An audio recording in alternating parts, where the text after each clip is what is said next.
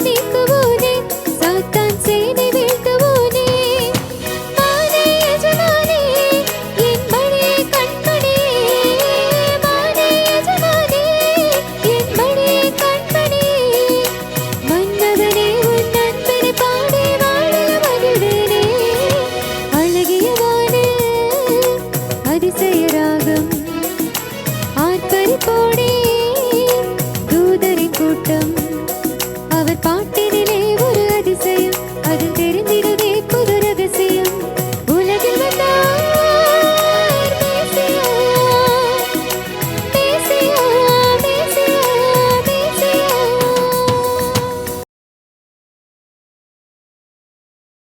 கிறிஸ்துவுக்குள் பிரியமானவர்களே, கர்த்தராகிய இயேசு கிறிஸ்துவின் இனிதான நாமத்தினாலே கோ அண்ட் டெல் சம்படி என்ற மிஷனரி ஸ்தாபனத்தின் சார்பாக இந்த நிகழ்ச்சிக்கு உங்களை வரவேற்பதிலே வாழ்த்துவதிலே மகிழ்ச்சி அடைகிறோம். நம்முடைய கரத்திலே கொடுக்கப்பட்ட இந்த விலையேறப்பட்ட வேத புத்தகத்தின் சத்தியமான வார்த்தைகளை பகிர்ந்து கொள்ளும்படியாய் தேவன் பாராட்டிய இந்த நல்ல தருணங்களுக்காக அவருக்கு நன்றி செலுத்த கடமைப்பட்டிருக்கிறேன். வார்த்தையின் முக்கியத்துவம் அறிந்து புரிந்து வார்த்தைக்காக காத்திருக்கும் பொழுது அவருடைய அமர்ந்த மெல்லிய சத்தத்தை நாம் கேட்க முடியும். அதன்படி இந்த நாளிலே சிந்திக்கும்படியாய் தெரிந்து கொள்ளப்பட்ட வேத வசனங்கள் லூக்கா எழுதின சுவிசேஷம் 17ஆம் அதிகாரம் 20ஆம் 21ஆம் வசனங்கள். லூக்கா 17, 20, 21. தேவனுடைய ராஜ்யம் எப்பொழுது வரும் என்று பரிசேயர் இயேசுவிடத்தில் கேட்டபொழுது அவர்களுக்கு அவர் பிரதியுத்தரமாக, தேவனுடைய ராஜ்யம் பிரத்யட்சமாய் வராது, இதோ இங்கே என்றும் அதோ அங்கே என்றும் சொல்லப்படுகிறதற்கும் ஏது இராது. இதோ தேவனுடைய ராஜ்யம் உங்களுக்குள் இருக்கிறதே என்றார்.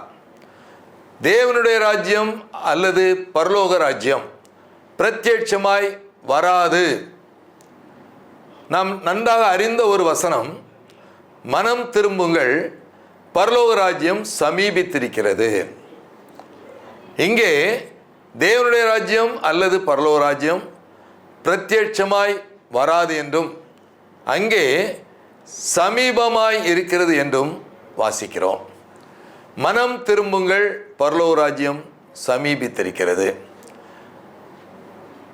இந்த சமீபம் என்ற வார்த்தையின் பொருள் அருகில், பக்கத்தில், கிட்ட. எவ்வளவு பக்கத்தில், எவ்வளவு அருகில், எவ்வளவு கிட்ட, இது எப்பொழுது தெரியும்? ஒரு தனி மனிதனுடைய மனம் திரும்புதல் முழுமையாய் இருக்கும் பொழுது அந்த தேவனுடைய ராஜ்யம் அவனுக்கு முன்பாகவும் அவனுக்கு உள்ளாகவும் இருப்பதை பார்க்க முடியும். ஒரு தனி மனிதனுடைய மனம் திரும்புதல் முழுமையாய் இருந்தால் மாத்திரமே அந்த தேவனுடைய ராஜ்யம் அல்லது பரலோக ராஜ்யம் அவனுக்கு முன்பாகவும் அவனுக்குள்ளாகவும் இருப்பதை பார்க்க முடியும். இல்லாவிட்டால் அது எங்கோதான் இருக்கும். இங்கே சொல்லப்பட்டபடி இதோ இங்கே என்றும் அதோ அங்கே என்றும் சொல்லப்படுகிறதற்கும் ஏது இராது. ஏனென்றால் அது உங்களுக்குள் இருக்கிறது. நமக்குள் இருக்கும் தேவனுடைய ராஜ்யம் என்று எழுதப்பட்டிருக்கிறது.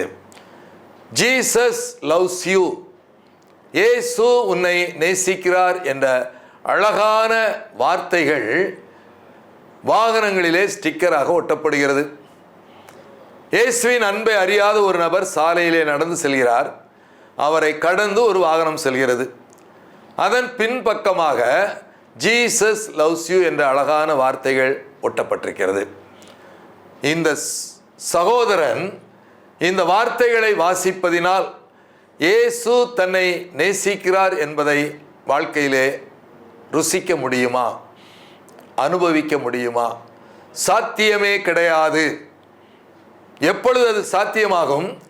இயேசுவின் அன்பை அறிந்து ருசித்த ஒவ்வொருவரும் பிறரை நேசித்து காட்டும் பொழுது மாத்திரமே இயேசுவின் அன்பை அறியாத ஒரு நபர் இயேசு தன்னையும் நேசிக்கிறார் என்பதை வாழ்க்கையிலே ருசிக்க முடியும்.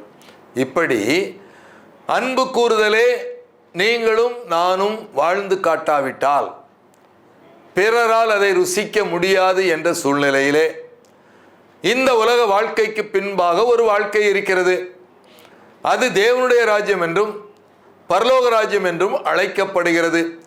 இந்த உலகிலே வாழ்ந்து கொண்டிருக்கும் நீ அந்த தேவனுடைய ராஜ்யம் அல்லது பரலோக ராஜ்யத்திலே பிரவேசிப்பதற்கு இங்கே தகுதியுள்ளவனாய் வாழ்ந்தால் மாத்திரம்தான் அந்த தேவனுடைய ராஜ்யத்துக்குள் நீ பிரவேசிக்க முடியும்.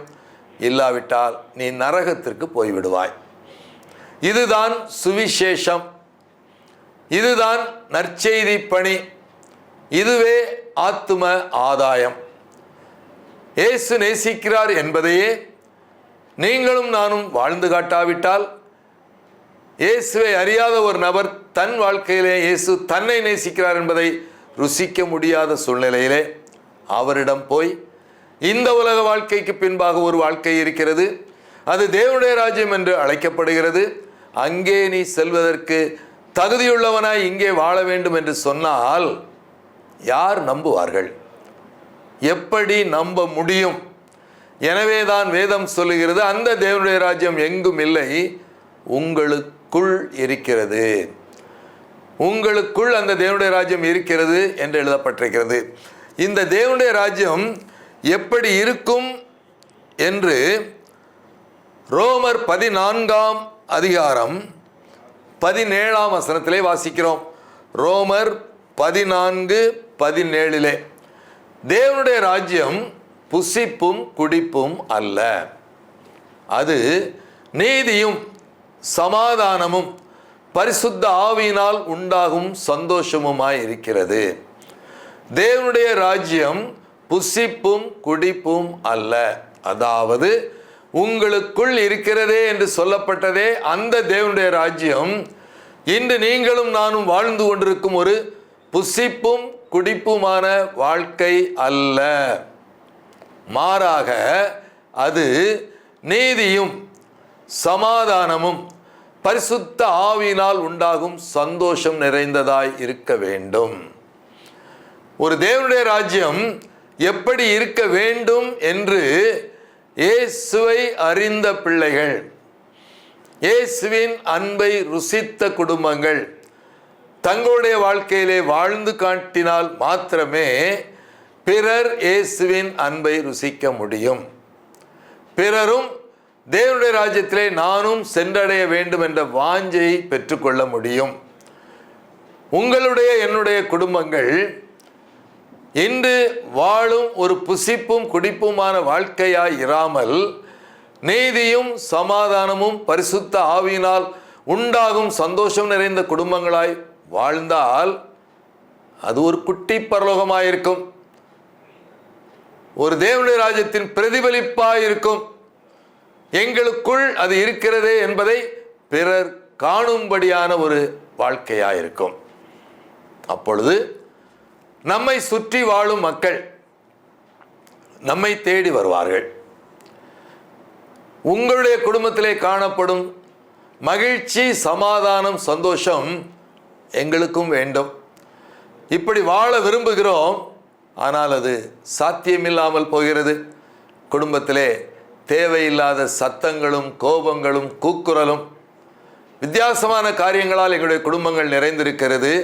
ஆனால் உங்கள் குடும்பமோ சந்தோஷமாய் மகிழ்ச்சியாய் சமாதானமாய் வாழ்வதை எங்களால் பார்க்க முடிகிறது. நாங்களும் இதை போல வாழ விரும்புகிறோம். நாங்கள் என்ன செய்ய வேண்டும்? அப்பொழுது அறிவிக்கப்பட வேண்டும் சுவிசேஷம். ரகசியம் ஒன்றுமில்லை. இந்த இல்லத்தின் தலைவராய் இயேசுவை நாங்கள் வைத்திருக்கிறோம். இந்த இயேசுவை நீங்கள் அழைத்து கொண்டு உங்களுடைய இல்லத்திலே வைத்து கொண்டால் எங்கள் வீட்டிலே காணப்படும் அனைத்தும் உங்களுக்கும் இலவசம். இதுவே நற்செய்தி, இதுவே நற்செய்தி பணி, இதுவே ஆத்தும ஆதாயம். இதற்காகவே அழைக்கப்பட்டிருக்கிறோம். இயேசுவின் அன்பை அறியாத மக்களை ஆண்டவருக்குள்ளாக கொண்டு வருவது நம் தலைமையில் விழுந்த கடமையாகும். இதை இயேசுவின் அன்பை ருசித்த ஒவ்வொருவரும் செய்தாக வேண்டும். எப்பொழுது அது சாத்தியமாகும்? நம்முடைய வார்த்தையினால் யாரையும் ஆண்டவருக்குள்ளாக வழிநடத்த முடியாது. நம்முடைய வாழ்க்கையினால் வழிநடத்த முடியும். இன்று நம்முடைய வார்த்தைகளை கேட்க யாரும் ஆயத்தமாக இல்லை. நம்முடைய வாழ்க்கையை பார்க்கிறார்கள். நாம் எப்படி நடந்து கொள்கிறோம் என்று பார்க்கிறார்கள். நம்முடைய குண நலன்கள் எப்படி என்று பார்க்கிறார்கள். நம்முடைய பழக்க வழக்கங்கள் எப்படி இருக்கிறது என்று பார்க்கிறார்கள். காலை முதல் இரவு வரை நம்முடைய அன்றாட வாழ்க்கையிலே நம்முடைய சொல், செயல், பழக்க வழக்கங்கள், நடவடிக்கை, நடை, உடை, பாவனை அனைத்தின் மூலமாயும் நம்மை காண்பவர்கள் நம்மிலே இயேசுவை காணும்படியான ஒரு சாட்சி உள்ள வாழ்க்கை வாழ அழைக்கப்பட்டிருக்கிறோம். ஒரு சராசரி கிறிஸ்தவ வாழ்க்கைக்காக ஆண்டவர் நம்மை அழைக்கவில்லை. ஒரு அர்த்தமுள்ள ஆணித்தரமான வைராக்கியமான கிறிஸ்தவ வாழ்க்கை வாழ்ந்துவிட அழைக்கப்பட்டிருக்கிறோம்.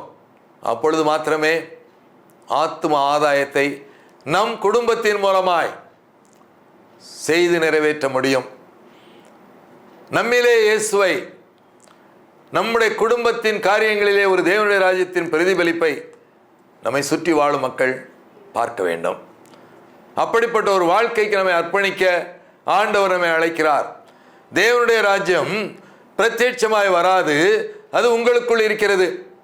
அந்த தேவனுடைய ராஜ்யம் புசிப்பும் குடிப்பும் அல்ல, அது நீதியும் சமாதானமும் பரிசுத்த ஆவியினால் உண்டாகும் சந்தோஷமாக இருக்கிறது. இன்று கிறிஸ்தவ குடும்பங்கள் ஏன் இதிலே சொல்லப்பட்டது போல நீதியும் சமாதானமும் பரிசுத்த ஆவியினால் உண்டாகும் சந்தோஷம் நிறைந்த குடும்பங்களாய் இல்லை என்பதற்கான ஒரு சில காரணங்களை சுருக்கமாக இப்பொழுது சிந்திக்கப் போகிறோம். ஏன் நம்முடைய குடும்பங்கள் சொல்லப்பட்டது போல ஒரு மன நிறைவான வாழ்க்கை, மன ரம்மியமான வாழ்க்கை, ஒரு சமாதானமான வாழ்க்கை, ஒரு சந்தோஷமான வாழ்க்கை வாழவில்லை? காரணங்கள் கணக்கற்று இருந்தாலும் ஒரு ஆணித்தரமான அஸ்திவாரமான காரணம், போதும் என்ற மனது இல்லை. ஆண்டவர் கொடுத்த எதுவாயிருந்தாலும் அது போதும், அதிலே எனக்கு மன நிறைவு. ஆண்டவர் கொடுத்ததை நான் மகிழ்ச்சியாய் பெற்று அதிலே வாழ்வதிலே மகிழ்ச்சி, மன நிறைவு, சமாதானம், சந்தோஷம். இன்று ஆண்டவருடைய ஆசீர்வாதம் தாராளமாய் கொட்டப்பட்டு கொண்டிருக்கிறது. ஆண்டவர் கொடுப்பதிலே ஒரு நாளும் குறை வைத்ததில்லை.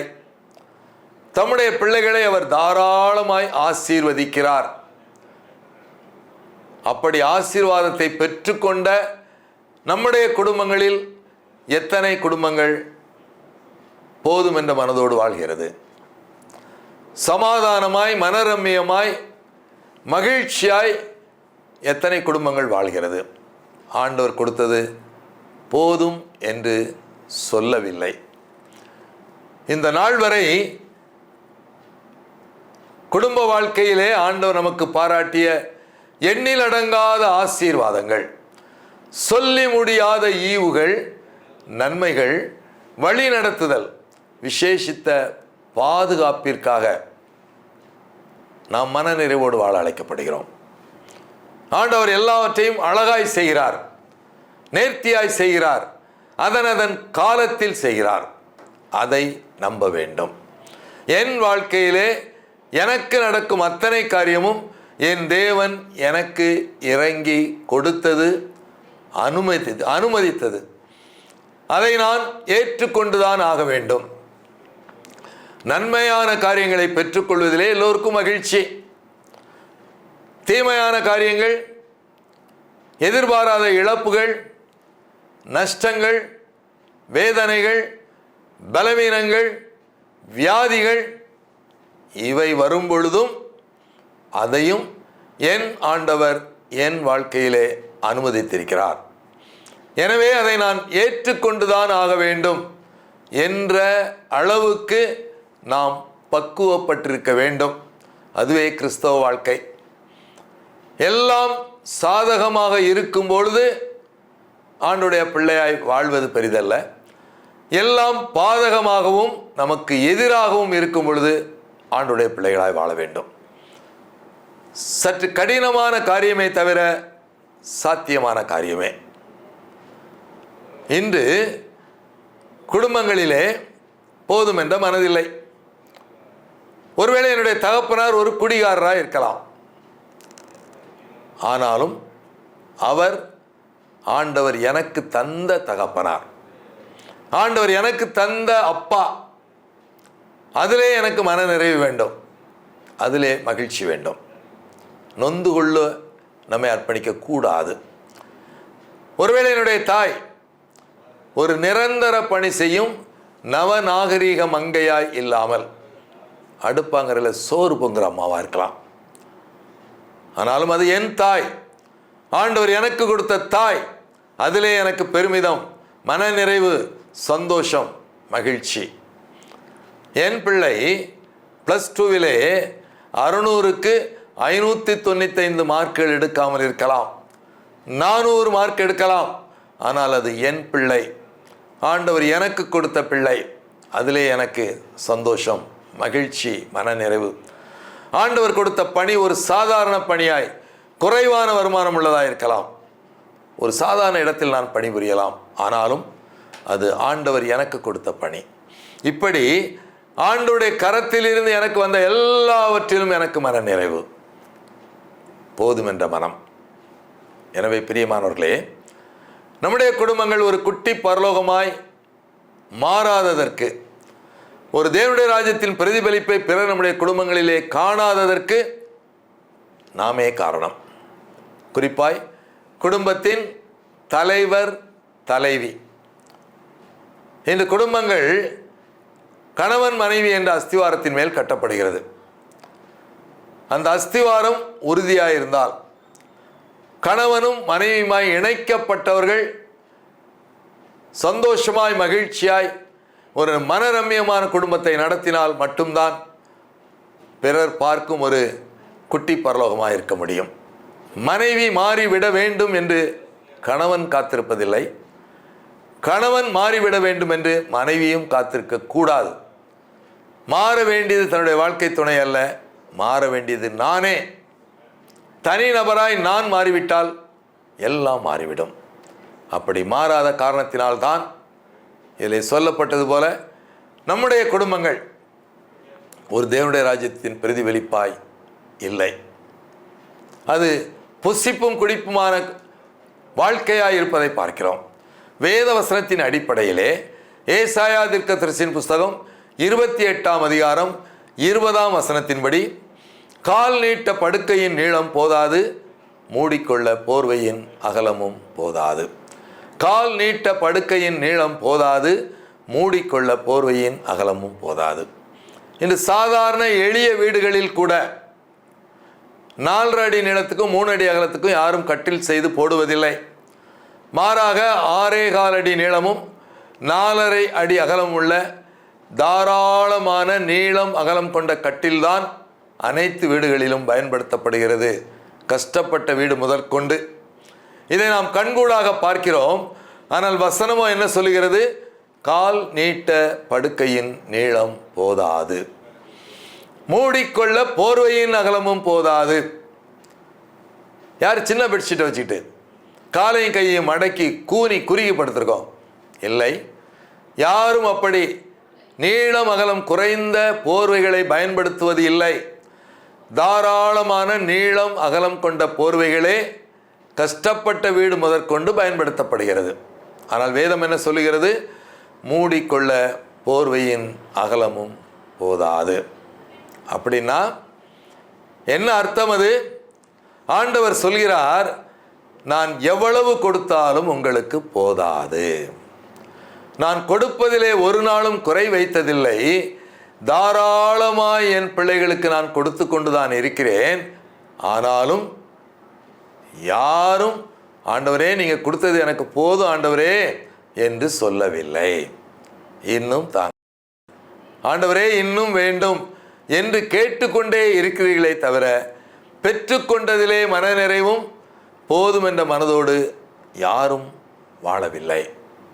இதுவும் நிதர்சனமான உண்மை. போதும், எனக்கு இது எதுவும் தேவையில்லை என்று சொல்ல என்று யாரும் ஆயத்தமாயில்லை. வசதியான வீடுகளில் ஆனாலும் சரி, வசதியே இல்லாத வீடுகளில் ஆனாலும் சரி, எல்லா இடங்களிலும் ஒரே நிலைதான் இருக்கிறது. ஆண்டவர் எனக்கு கொடுத்தது போதாது, இன்னும் வேண்டும். அந்த நாட்களிலே பயன்படுத்தப்பட்ட அநேக பழமொழிகள் இந்த நாட்களிலே அகராதியில் இருந்து அகற்றப்பட்டு விட்டது. குறிப்பாய் விரலுக்கு ஏற்ற வீக்கம் வேண்டும் என்ற ஒரு பழமொழி உண்டு. அதாவது வருமானத்திற்கு ஏற்ற செலவு வேண்டும் என்று அதனுடைய பொருள். ஒரு இல்லத்தின் வருமானம் 30,000 ரூபாயாக இருந்தால் அந்த வீட்டிலே 28,000 ரூபாய் தான் செலவிடப்பட வேண்டும். அதற்கு மேலாக செலவிட அனுமதி கிடையாது. இந்த பழமொழியின் அடிப்படையில் விரலுக்கு ஏற்ற வீக்கம் வேண்டும். இன்று யார் வீட்டில் 30,000 ரூபாய் வருமானம் வந்தால் 28,000 ரூபாய் செலவழிக்கிறார்கள்? இல்லை, 40,000 ரூபாய் செலவழிக்கிறார்கள். இது எல்லோரும் இதில் அடங்குவார்கள் என்பதை மறுக்க முடியாது. வசதிக்கு மீறிய செலவு, வருமானத்திற்கு மீறிய செலவு, ஆடம்பரமான ஒரு வாழ்க்கை, அத்தியாவசியமான தேவைகளுக்காக மாத்திரம் வாழ்வதில்லை. இந்த உலகத்தை பார்த்து இந்த உலகத்தை போல் நாமும் வாழ வேண்டும் என்ற வாஞ்சை காரணமாய் வருமானத்துக்கு மீறி செலவு செய்ய தங்களை அர்ப்பணிக்கிறார்கள். இதை அரசும் முழு ஆதரவு கொடுத்து மக்களை உற்சாகப்படுத்துகிறது. எதற்கு? தாராளமாய் செலவழிக்க.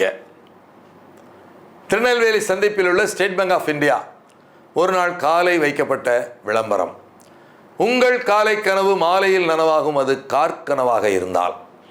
உங்கள் காலை கனவு மாலையில் நனவாகும், அது கார்க்கனவாக இருந்தால். காலையில் தூங்கி முழிக்கும் பொழுது நம்ம வீட்டில் ஒரு கார் இருந்தால் பரவாயில்லையே அப்படின்னு நீங்கள் நினச்சிங்கன்னா சாயந்தரம் உங்கள் வீட்டு முன்னால் கார் நிற்கும். ஸ்டேட் பேங்க்காரை கொண்டாந்து விடுவாங்க. இதுதான் நடந்தது ஒரு நாளிலே. உங்களுக்கு அந்த கார் தேவையா? கார் விடுறதுக்கு வீட்டில் இடம் இருக்கா? பெட்ரோல் போட முடியுமா?